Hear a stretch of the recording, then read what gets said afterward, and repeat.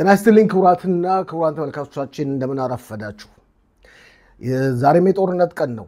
በሊባኖስ፣ በአዛ፣ በሶሪያ ውጊያዎች እየተካሄዱ ነው። በአዛ ብቻ ዛሬ ጧት 21 ሽብር ፈጣሪዎች ተደምስሰዋል። ከትላንትና በስቲያ ደግሞ ከጥቂት ቀናት በፊት በተገደለው የፍልስጤም ሐማስ ድርጅት ጠቅላይ ሚኒስትር ምትክ የተሾመውም ተገሏል።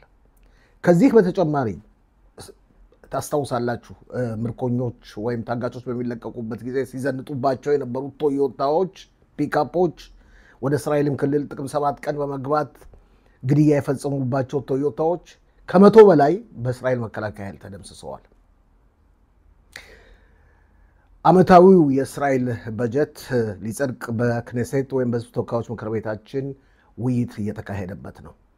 ይህ በዚህ እንዳለ የተቀናቃኝ ፓርቲ ደጋፊዎች ከውጭ ከአጥር ግቢ ውጭ ከፍተኛ ሰላማዊ ሰልፍ እያደረጉ ነው። ልክ በ2 ሰዓት ጠብቁን። ተጨማሪ መረጃዎች፣ ዜናዎች ብዙ ስለሚኖሩን እንዳያመልጣችሁ። ሼር፣ ሰብስክራይብ እና ላይክ ማድረጉ። መልካም ቀን።